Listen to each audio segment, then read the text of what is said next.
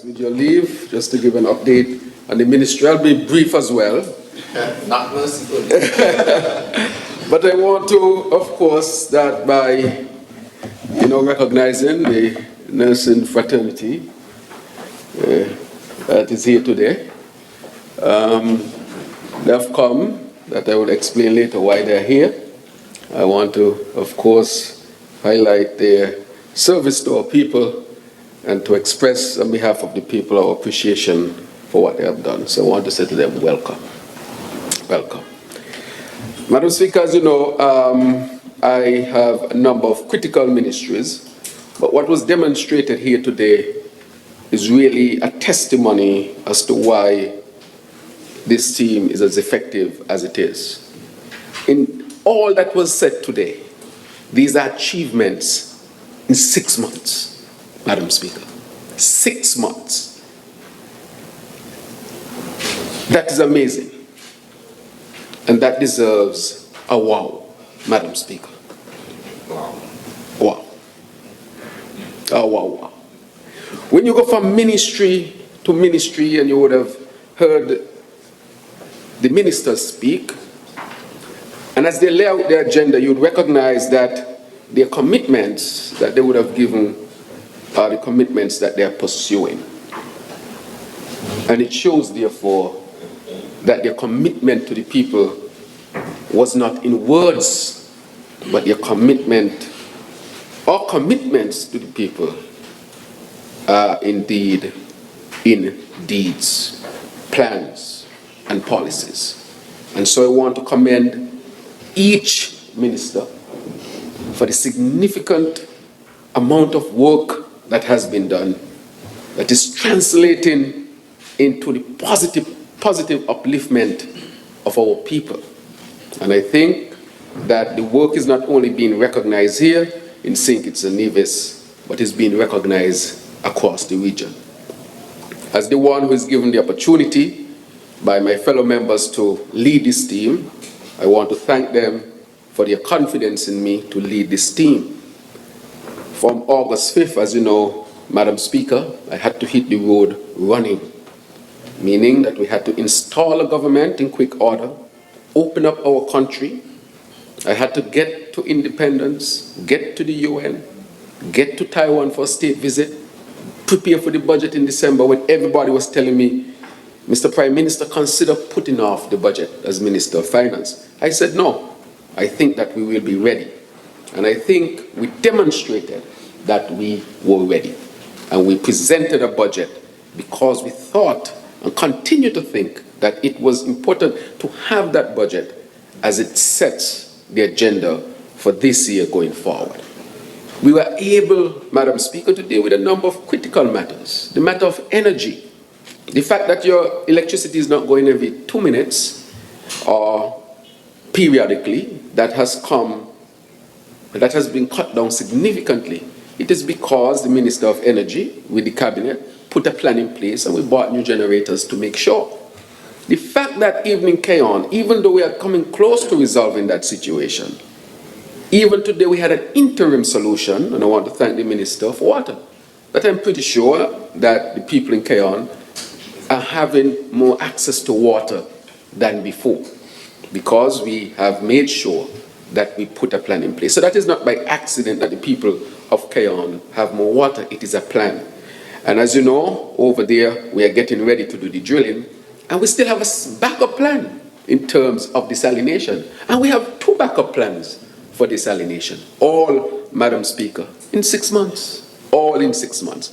And so we are coming to a more long-term solution to the energy situation with respect to us having to rent generators now, Madam Speaker, as we go and buy generators at the cost of over $100 million, and to put a program in place for renewable energy, solar energy, and secondly, geothermal energy. And member from number 9, Premier of Nevis, I spoke to him today. CDB has committed to $16.5 million. CDB put out the opportunity for people to invest in geothermal, and he told me today, I'm sure he said 50 persons have responded. 50 companies internationally have responded to invest in the geothermal in Nevis.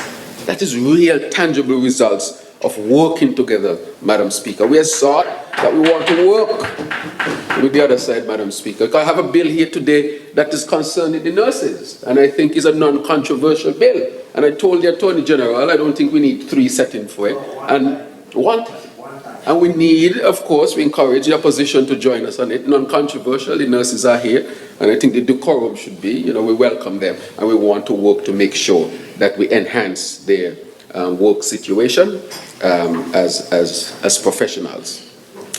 Madam Speaker, I also want to highlight a little bit here that we want to touch on what has been happening specifically in each of the ministries, but especially mine. With respect to national security, I want to take the opportunity to highlight that the new commissioner has been put in place to a very vigorous process that involves a committee that is well professional, and in your Commissioner, Mr. James Sutton, I want to really congratulate him and to congratulate those who really are working with him also to make sure that the implementation of the strategy going forward is well in place. As you know, we had allotted more money to national security in the last budget. We also had significant investments done in national security, but also in the military or the defense force, where we made sure we increased their pay, their base pay. We also gave them a gym, gave them more barracks, and they're on the verge of getting a vessel, a 40-footer, to help the surveillance of our national borders. And the commander traveled to India to seek to see how we can procure another boat that the military can use through the Coast Guard to really monitor our borders. Because we have to stop, as far as possible, the transshipment of drugs and guns through our borders. And so we have to make sure that we step up our investments and step up our activity to help to curb what is taking place through the Caribbean. So I want to thank them very much. I want to also say, Madam Speaker, thanks to Commissioner James, who is now retired and has retired. I spoke to Mr. James. He expressed that he had been in the system for a very long time and that he had expressed that it's time for him to retire. Essentially, we have also had Mr. Dorset, who was there before in the prison, who is trained in prison management. He has come in for an interim period, Madam Speaker. I want to stress this one, interim period, as he gives us the opportunity, this gives us the opportunity to send persons off to study prison management so that we can have the best professionals in our prisons. One thing I want us to understand, that managing in a police force, a defense force, and managing the prison, these are different areas that require a different type of training. And so while he's there in the interim, as one of the very, very few who would have received this type of training, we are making sure that persons are trained and come up to par so that we can then make the transition. And so I want to thank him for coming in the transition period so that we can move forward after that, while we professionalize others in the system. With respect to the police station, Deep Bay and Charlestown, we have, of course, budgeted the monies for Deep Bay. We are waiting, of course, for public works and so forth to move forward.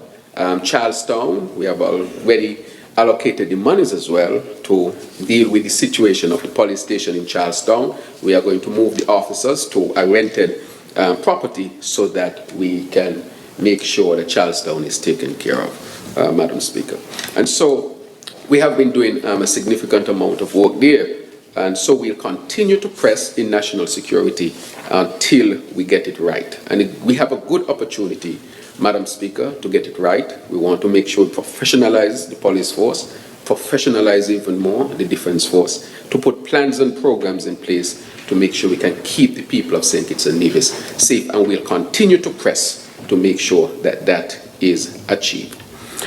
Madam Speaker, with respect to social security, I want to quickly say, I want to thank our chair, who is there, and the team, and the chair, Mrs. Harris, and her board of directors. They have been doing an excellent job. As you know, Social Security has had its actuary report that had been done, and with respect to that actuary report, we know that that report is telling us a number of critical things that we need to do. We have also gone to really get a new director. The director has been identified. I can say before I call the name, it's somebody who has at least a master's degree in actuary science, because we need somebody who is very versed in these studies as we look at the reform of Social Security. Social Security is strong. It was started in the 1970s by the then Robert L. Bradshaw, First National Hero, his administration, and of course our generation is asked once again to look at it to move forward. With respect to Development Bank, as I've said, we have stabilized the bank.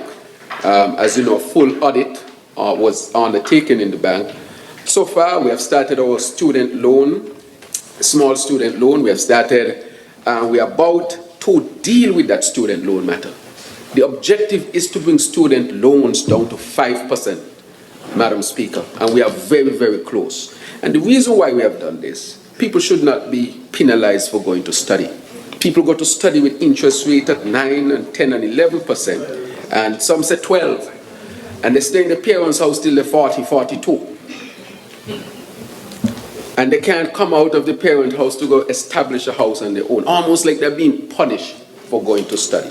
And we are bringing down those student loan interest rates, Madam Speaker, so that payments, they're going to see a drop in their payments, even those who are there now, a drop in their payments.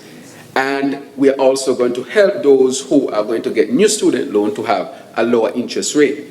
That we know that students are going to save thousands of dollars or thousands of dollars just by having a much lower payment. And then we are going to look at other areas in which we can help students who might have had significant increase in the backlog that they might have suffered during the COVID. So I want our students to know that the plan for student loans through the Development Bank, that plan is coming, and that plan would benefit them and benefit them tremendously, Madam Speaker. So Development Bank, student loan. We also have the small loans for small businesses, which has been going as well, where you can get up to $20,000 to start a new business, get some injection in your own business. This is post-COVID, and so we wanted to help small businesses to get back on their feet. We are having a bit of a struggle with the mortgages, but that is the other matter that we are going to deal with as we seek to strengthen the bank once again. I want to thank the new CEO, Mr. Douglas, and his team, and also the chair, and the acting CEO, Mr. Matthew, and his team for working hard. With the National Bank, as you know, last year, National Bank suffered a loss. However, the bank is strong, extremely strong and stable. As a matter of fact, the bank has a lot of cash that, National Bank is being encouraged to find ways in which to get that to the people through different programs and so forth. And so I want to thank the new chair and to thank the board for the work that they have been doing to make sure that the bank continues very strong so that it can serve the people of St. Kitts and Nevis as it was intended to. When it comes, Madam Speaker, to the Citizenship by Investment program, I want to say here that for the first time, all 5 prime ministers from the OECS met in one meeting with our American counterparts. I'm sure you would have seen the press release. And that meeting took place right here in St. Kitts at the Park Hyatt. It was a very, very fruitful meeting. I would not say much on it because we are about to release a joint statement with respect to the CBI program from across the OECS in collaboration with our American counterparts. It's very, very critical. That was a momentous meeting, extremely important. I will get into it later on after we would have put that out. But to let the people of St. Kitts know that when it comes to this program, that we have been working tirelessly hard to get it right. It is a program that, of course, is a large program. It's has international scope, and we have to get it right. So we are continuing to work at it. At the present time, Mr. Martin is the CEO of the CIU, and as we go through our changes. But on that, I would say the meeting that took place about a week and a half ago or so was a significant meeting that had never taken place before, and I was happy to host the meeting here in St. Kitts and Nevis, Madam Speaker. Madam Speaker, when it comes to the issue of our human resource department needs an upgrade. It is still functioning arbitrarily to some extent, and it's not fulfilling the needs of those who access it. And therefore, we are seeking to bring some serious changes to the human resource department. Some people apply and don't get responses. It is still using a lot of paper in it to become digitized as well. Some people come in not getting the orientation that they should get. There's a lot of issues that are there, long-standing issues. And so we are going to modernize our human resource department. But I must say, I want to thank the head of service, Ms. Richards. They have organized a number of series of training programs for PSAs, heads of departments. Even us we receive training from the Commonwealth. At this point, I want to thank the Commonwealth for ensuring that the necessary training that we need as ministers, as parliamentarians, and PSAs, heads of department, and so forth, that they would have helped us. I want people to know that training is critical and training is important. And if we as ministers are willing to sit down and go through training, we are hoping that all of our people, especially in this service, would be willing to do the same. So I want to thank those within the human resource development and the head of service. Madam Speaker, with respect to the PMO's office, we continue to build out the PMO's office to meet the needs of our people. This is a diverse group of young people, men, women, some more experienced than others. It is diverse also in making sure that we listen from all sides, because as we said, and I've said before, I am willing to listen from all sides so that we can really be a government of all of our people. And I would like to say that we have been doing tremendous amount of work through the office. We were able to, of course, connect with the African Bank that is now coming into the region. We have been able to make sure that the office is fulfilling its objectives in making sure our international partners are satisfied when we do interact and so forth. And we continue to build it out, to modernize it, to introduce technology, and we are going to be doing some work there to make sure that it has a modern look. So when people come to the office, they recognize that St. Kitts and Nevis is serious about business, and in its daily work, that technology becomes a fundamental part of what we do. And so I want to thank those who work in the office for their tremendous work thus far. I also want to touch on the issue of healthcare. The issue of healthcare, Madam Speaker, is an issue that is very dear to me. It is also an issue that has to be dealt with in a particular way. It has long-standing matters that need to be resolved. And I'm not daunted that they will be resolved. And therefore, it cannot be done alone. It has to be done in unison. Everybody has to work together to make sure that we get what is required done in the Ministry of Health and with respect to delivering health care. It is critical that it is done, Madam Speaker. And so, therefore, we'll be undertaking a number of critical work. We have to modernize it. It must be modernized. Why? In the first instance, it has to be modernized from two perspectives that we are working on, Madam Speaker, with respect to the physical plant and also with human resource development. Physical plant, we need a smart hospital. This morning, I had the opportunity of meeting with the PAHO representative, and they are here to discuss, of course, among matters of health, one being, of course, the physical plant, and the other, of course, being with respect to national health insurance. With the physical plant, we want to build a smart facility. Smart means climate smart, technologically smart. We do not have a hospital that is ready to deal with climate change. The hospital in its state cannot withstand it. We know that already. If we were to invest to repair the hospital, it might cost more than a new hospital. So speaking about a new hospital is not even a want. It is a need. We need a smart institution. All of the institutions, as the Minister of Housing was speaking about smart housing, we need smart housing as well. Climate change is upon us.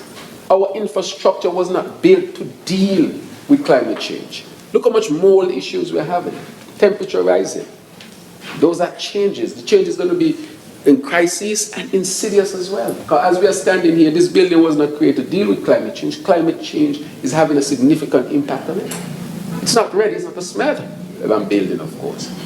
So we need an institution. If we are to have one institution in St. Kitts and Nevis that can withstand, has to be a hospital. When everything else fails, one thing that should not fail is your hospital. And that is why we are moving so quickly to build a new hospital. And I want to say we have multiple plans, and if it comes down to it, we'll take a concessionary loan of 50 to 60 million US dollars and build the hospital, so that we have at least one institution that can withstand a category 6 hurricane if one were to come. Because with temperature rising up to 1.5, and I saw this morning on BBC that people are talking we might get to 1.8. If we can withstand 1.5 and we get to 1.8 because we're not taking the necessary steps fast enough, how is the hospital going to survive? And so we have no choice but to move quickly, Madam Speaker, and that is why I want within the first term, not only the first term, but within by midterm, we are well on our way with our hospital. And so we have identified, looking at different areas, one being down in the area next to the Ross Medical School, on the other side where we have some land there that is a possible site. That's a site because it gives you the opportunity to build what you call a health zone. Because one of the other things that must be done is the construction of a research lab. So we're not only going to do a hospital, but research must be a fundamental part of our health delivery. Why are our people getting high blood pressure? I can't assume because an American textbook said that I have to accept it. Our people live in a different environment, have a different genetic, eat differently. I wonder why we have so much high blood pressure. Have we studied it? No. Is the medication working in the States, working in the US? We are different. We don't know. Have we done the studies to know? Blood sugar, the same way. These NCDs that we are suffering in the Caribbean, why? Have we done enough studies to find out? We know that people are coming down with them, but we have not studied in depth enough to have that Caribbean stamp on it to say this is why the people in the Caribbean are suffering so much. And so research has to be a fundamental part of it, and that is why we're going to build a research center. So when the nurses are in nursing school, they do research. When you're at work, you're supposed to be doing research. If you're not doing research, you're really dropping behind. And in quick order, you will quickly recognize how far behind you can drop. So research has to be a part of healthcare delivery, and that is why we're building a new institution. We build a research center as well. Madam Speaker, on the issue of healthcare apart from the hospital is the technology in healthcare. There's a bid right now with the 3 telecommunication company that is supposed to be completed, and that bid is for the construction and implementation of fiber optic throughout all the health institutions. So the fiber optic cable is to connect the hospital to the clinics, all the 3 hospitals and all the health centers in St. Kitts and Nevis. And we want to extend that even to private doctors' offices at the right time. So, and then on that platform, we are going to bring the health management or the health information system, which is a system that, of course, store your records. So no longer you got to go up the hospital and have these big paper. We might have a paper trail, but you don't have to depend on it, and use the cloud actually to store. So we already have that in place. Right now we are putting in place the software where we're getting help from the Republic of China, Taiwan, and also our consultants in the diaspora. So those things are coming this year. So we intend to transition into electronic this year while we identify the site for the hospital and start the construction at the same time. So, Madam Speaker, we are moving quickly to those things, and we don't have any time to waste. We have to prepare our health sector to deal with climate change, because if it's one sector that people expect to survive, irrespective of everything else, it has to be the health sector. Madam Speaker, the other thing I want to talk about is national health insurance with respect to this. National health insurance is part of universal health care. It is critical, Madam Speaker. It must be done. Why must it be done? Because to bring about this, it is in keeping with the principle of health as a human right. Health is a human right, and the nurses would let you know. We cannot, as a country, as a region, and I'm the spokesperson for health in CARICOM, and I'm going to bring this principle also to CARICOM. Health has to be a human right, cannot be a human privilege. Everyone should have access. And in health, you also need equity, not equality, equity, meaning whatever your needs are, your needs can be served. As was mentioned in the meeting, a 20-year-old female doesn't have the same needs as a 85-year-old male. So you don't give them equal treatment, you give them equitable treatment, management. So equity is important, Madam Speaker.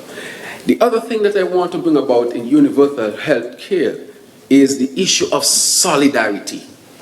Means that all of us have to work together. And I intend to go to every health center in St. Kitts, to walk the streets in St. Kitts with a competent team to say to the people of St. Kitts and Nevis that we need universal health care. People in St. Kitts are dying poor, Madam Speaker. Somebody said, Dr. Drew, don't use that word. I cannot find a better word to. I'm not going to say lack of resources and fancy words to describe what people go through. Everyone in here who is in the middle class and not rich at risk of dying poor because of health. After you reach 75 in St. Kitts and Nevis, there is no health insurance. Our life expectancy is now above 75 years, which means a good number will live past 75 years. All of them presently will have no health insurance. Everybody will die. You either will die suddenly, or you will die from a disease where you will need palliative care. And therefore, all of the resources that you would have saved, you think you could have saved from a middle class job maybe a few $100,000 if you were prudent, that money disappears with one illness. One. Madam Speaker, I see people who live solid middle class and upper class lives in St. Kitts die poor because they use up their resources. One trip overseas and the resources are almost gone. Or one trip to the emergency room in the US, you know how much that costs. After that, they need continued care. Cancer is the #1 cause of death in St. Kitts and Nevis at this point in time. After all of that, many of them use up their resources, don't have health insurance, and then they have to mortgage their house or remortgage their houses, or depend on their families, or take a loan from a bank, and then they leave the children in debt. I have had patients who say, Dr. Drew, I'm going home to die. Thank you for your service. I said, why did you say that? I said, Dr. Drew, if I travel, pay for this, pay for that, my house gone, my savings gone, my children in debt. I can't leave my children in debt. I have to leave something for my children. I accept that I lived and time has come and I'm moving on. And these are people who lived in good areas, as we will say, economically. Can you imagine for the working people? So therefore, Madam Speaker, I am saying that we need solidarity. We have to come together as a country and say, what is the bill? How much will I contribute to the bill? Let us all contribute something that is reasonable, of course, so that we can have universal health care. And I'm going to keep saying it. I might have detractors, I might have those who don't agree, those who say that, but in my conscience, I must tell people this is the best way to go. Madam Speaker, why do I say that? Just recently, a gentleman came to me, and he said, Dr. Drew, I'm going blind. I have no money. And he really has no money. But he has a curable disease, and he said, can the government help me? He said, I'm only 50-something, I need help. Don't let me go blind. But if everybody who gets in that situation were to come to the government, that is not sustainable. And so we need a sustainable way of helping the people. The other day, a set of persons who have to go and do their fistula for dialysis, they have to travel down to Colombia. They're on dialysis, they have no money. Even if you were a solid middle class to upper class person just going on dialysis and your books before you even do the first treatment sometimes, with all the money you invest in the preparatory work. And then after that, you get something wrong. The fistula is a connection between a vein and an artery in the left arm normally to access the dialysis machine. And You have to clear it sometimes, repair it sometimes. We don't have the facilities here to do it. Colombia is a cheap, well, let's say an affordable way of doing it. And all of them come to ask for help. And they are genuinely asking for help. Do you leave them to die? Because if they don't go dialysis, within a week, you put it in the neck, sometimes the neck get blocked up and all kind of complications, they will die. Madam Speaker, this is what our people are facing because we don't have a universal healthcare system that allows us to efficiently use our resources, and therefore the government has to find resources. I'm a doctor. It's hard for me to watch somebody in front of me who can be helped and tell them, you might have to die. I can't do that, I don't have the stomach to do that. So I'm saying, well, let's get together. We need solidarity on this. All of us must work together in order so that we can help. Look at the children. I want to say today, Madam Speaker, Dijon Basu and Romarian Smitten have benefited from the fund that I created when I said that no child in St. Kitts will die because the parents don't have money. And the parents ain't going to have to work with a sponsorship to save the child. They can work with the sponsorship. I encourage them to because, every little helps. And the government needs help. But I'm not going to allow a child life to hang in the balance because the parent does not have money and they're depending on a sponsorship. And so we created the fund, and 2 of them presently are in Cayman Islands to undergo heart surgery or cardiac surgery, Madam Speaker, to help them. Why did I bring this up? I see the need for the fund because, again, as a practicing doctor, I saw many children who could have gotten care. So they died. Some of them died because the parents did not have the money. And I said that that cannot happen under my watch. They might die because we can't save everyone. It is a reality of life. But it would not be because of the lack of funding. And those 2 children are now in Cayman, and I wish them the very best. They have very treatable heart diseases, and they can expect to live a long and fruitful life. So, Madam Speaker, I wanted to bring that. With respect, a lot of other things in healthcare we'll be doing, but we'll modernize it. We want to get the hospital accredited. And that is one of the goals. We'll put it on a pathway for accreditation so that people can get the requisite training in different areas, skills and so forth, so that we can advance healthcare here in St. Kitts and Nevis. Madam Speaker, I know I've said a lot, but I want to thank the nurses again for being here.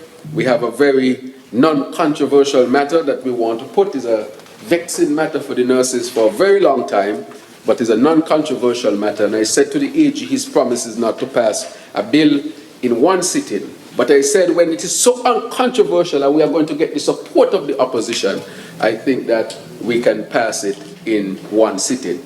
And in quick order, I will present the bill, and I intend to have a very short debate on the bill, and hopefully the bill can be seconded from the other side so that we can show solidarity as we ask for solidarity in healthcare. May it please you, Madam Speaker.